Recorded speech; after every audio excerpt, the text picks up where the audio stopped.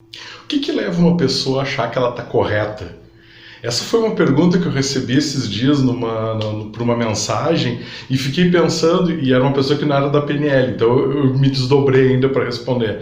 Eu achei interessante trazer isso para cá, recuperar e passar como um vídeo para vocês. Fica comigo que eu vou dar uma explanação sobre isso.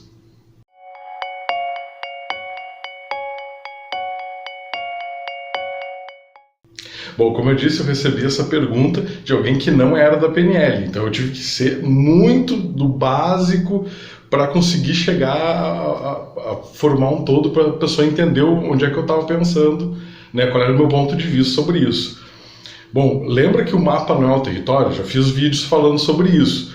A gente começa por aí. O que a gente acha que é fato não é o fato, é um fragmento da realidade que simplesmente é grande o suficiente para muita gente, ou bastante pessoas, também perceberem daquele jeito. Mas a questão é, nós não temos acesso à realidade, simplesmente porque os nossos canais sensoriais não são perfeitos, não são nem sequer os melhores canais sensoriais que a natureza provê. Né? Tem aves aí com visão muito melhor que a nossa, tem animais com olfato, com tato, com paladar, tem animais que percebem coisas que a gente não percebe, de infravermelho, sonar, enfim, uma infinidade de coisas. E a gente, então, do que a gente consegue perceber, que é um pedacinho, a gente transforma isso em impulso eletroquímico. Dentro disso ainda é orgânico, isso a gente está falando ainda de barreira orgânica. Dentro da gente, dentro da mente, quando se transforma em impulso eletroquímico, bom, agora a gente vai começar a deletar, a generalizar e a distorcer, que são os velhos filtros que eu também já falei por aqui em outros vídeos. Bom, aí a gente começa a ter, simplesmente por quê? Porque a gente não tem condição de conscientemente prestar atenção em tudo que está ao nosso redor, é muita informação. Então a nossa mente, para nos preservar e para nos dar o foco, né, quando a gente tem problema de foco é porque a gente não está deletando adequadamente as coisas, uma das possibilidades, então a gente acaba deletando as coisas, fazendo uma percepção em túnel e percebendo só alguma coisa que é o nosso interesse e o resto fica para depois. Às vezes isso é um problema, às vezes a gente não percebe coisas que a gente gostaria de perceber ou precisaria perceber. Acidentes acontecem porque a gente não percebe coisas que estão ali, né, e a gente deveria ter visto, mas a nossa mente deletou. Para facilitar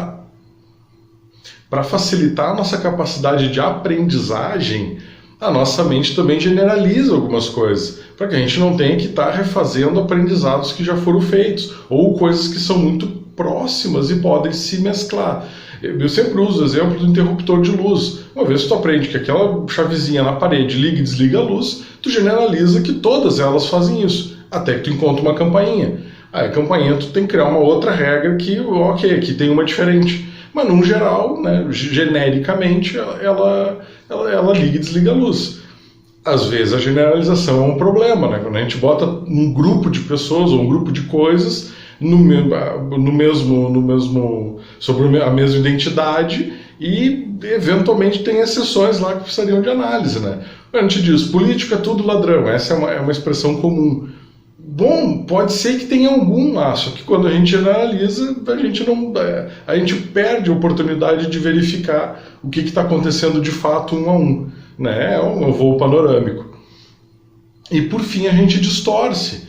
A nossa capacidade criativa depende intimamente da nossa capacidade de distorção, de usar coisas de um contexto em outro, de mesclar coisas, enfim, de deformar algumas coisas. O problema é quando a gente acaba deformando, né, distorcendo a coisa que está ali, que a gente está percebendo. E aí o que a gente percebeu não era exatamente o que era. Parecia que estava lá, não estava. Parecia que era daquele jeito, não era. E aí a gente também incorre em problemas. Bom, o ser humano tem uma capacidade, né? Ela pode ser boa, pode ser ruim, mas é uma capacidade, que é a gente precisa de uma palavra. A nossa experiência só é completa quando a gente usa palavras para caracterizar a experiência. O nosso vocabulário, de novo, já outra coisa que eu falei aqui bastante em vídeos, o nosso vocabulário é pobre, pobríssimo. A menos que tu seja uma pessoa extraordinária que lê um monte, que conversa muito, que sabe outras línguas, e ainda assim, vamos com calma, o nosso vocabulário é ruim. a gente usa palavras ruins, a gente fica em mídias, num geral, a maioria da população fica em mídias pobres culturalmente. Né? Eu nem vou citar aqui porque vão me chamar de preconceituoso, mas você sabe do que eu estou falando. Tem coisas aqui que são extremamente pobres em termos de conteúdo. E eu não estou falando assim, porque eu não estou falando dos... Não é uma mídia que me traz os clássicos gregos, não. Mas assim, uma melão que rima com o coração, sabe? Aquelas coisas assim que são no máximo infantis. Não passa do infantil. E a gente fica aí com uma dificuldade de articular palavras, com uma dificuldade de achar variações do que a gente está buscando. E isso é um fator. Quando a gente vai ligar uma palavra ou algumas palavras para definir experiência, que é um processo que a gente faz para armazenar em memória, essas palavras às vezes fazem falta. E aí as experiências ficam meio confusas,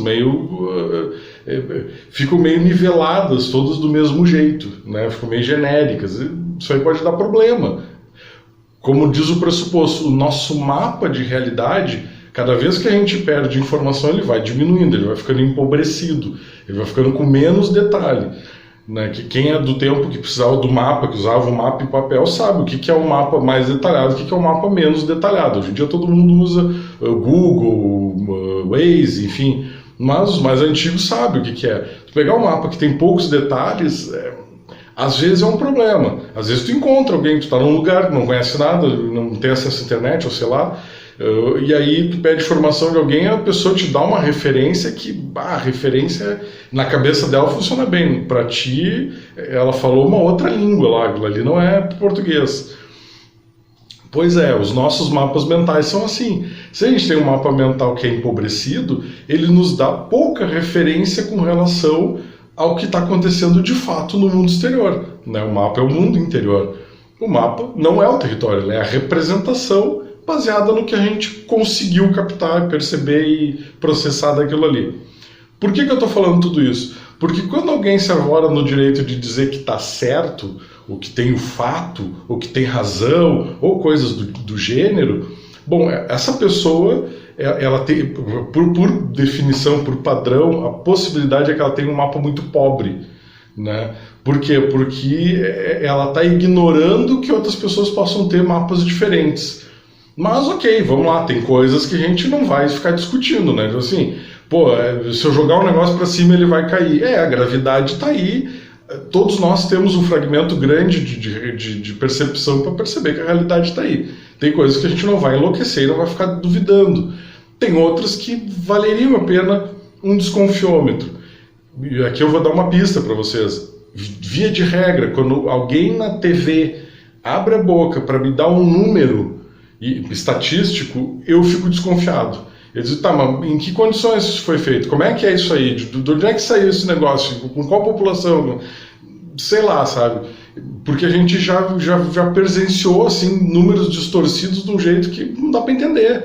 E aí aquilo lá é um fato. E aí a gente age como se fosse um fato. E aí quando tu verifica, não, pera um pouquinho, isso aqui não faz sentido. Né? E aí a gente teve 2 anos de overdose desse tipo de coisa. O pessoal falando números assim que saíram vozes da minha cabeça, né? Enfim, mas isso não aconteceu só isso já acontecia antes, aconteceu muito agora nesse período de pandemia, mas já acontecia antes e vai continuar acontecendo, porque as pessoas elas distorcem, acontece, e aí aquilo ali vira, vai embora, e às vezes é um detalhe, às vezes é uma coisa, mas faz toda a diferença. Bom, então assim, a gente tem, quando uma pessoa diz que ela tem razão, que aquilo é um fato para ela, de fato para ela aquilo é um fato. Esse é o terreno das crenças. As crenças são fatos para as pessoas que têm essa crença. E a gente que não tem, né, ou quem não tem, daqui a um pouco vai ter dúvida daquilo, vai poder questionar aquilo, vai levantar. De onde é que saiu isso? Como é que isso aí funciona? Será que é mesmo assim? E se fosse diferente? Vai poder fazer perguntas. Mas quem tem aquela crença dificilmente sai da armadilha. A crença se torna um fato para aquela pessoa.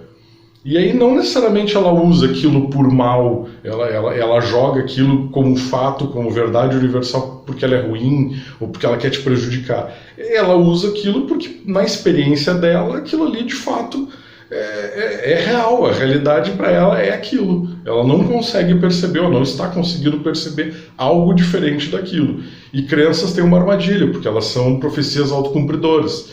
Então, quando tu acredita que... Eu vou usar aqui um exemplo absurdo, tá? Mas assim, se eu sair na chuva, eu fico gripado. Eu conheço gente que, né, se sair na chuva, nossa, vai para UTI. Ela vai sair 10 vezes na chuva e não vai acontecer nada. E aquilo vai passar batido. A mente consciente dela não vai conseguir perceber aquilo. Vai ter um sistema deletando aquilo.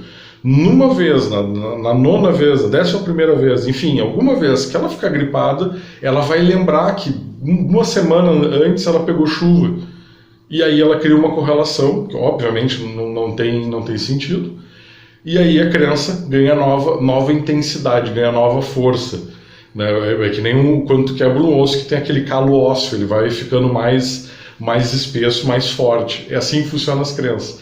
E aí, cada vez a pessoa acredita que aquilo ali tem mais, e aí vira uma bola de neve. Até que algo aconteça e a pessoa tem acesso a uma perturbação. Não adianta tu largar evidências contrárias, ela vai achar exceções para justificar a crença dela. A gente conhece esse mecanismo já.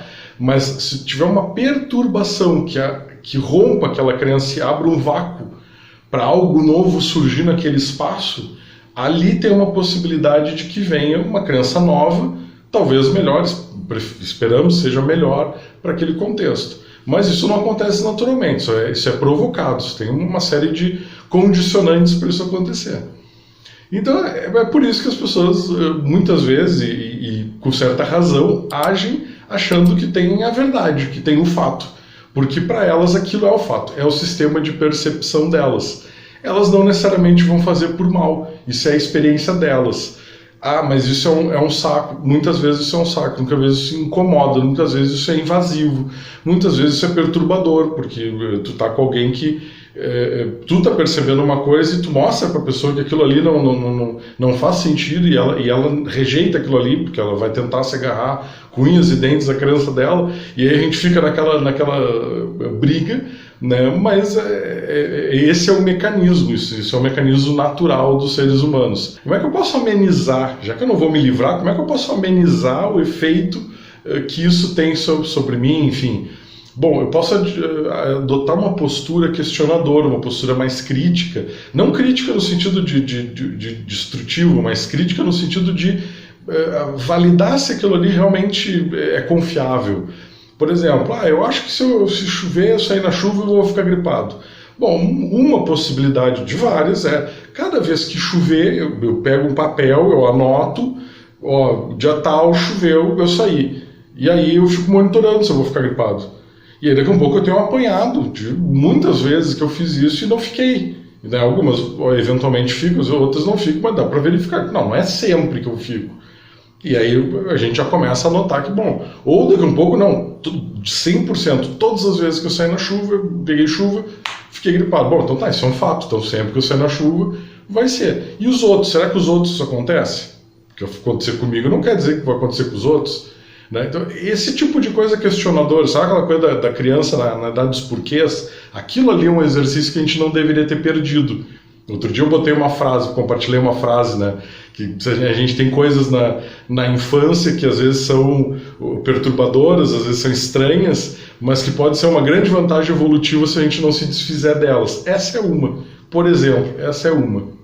Eu espero ter ficado claro isso aqui para ti. Obrigado por ter assistido. Curte aqui, compartilha esse vídeo para fortalecer o canal. Um grande abraço e até o próximo vídeo.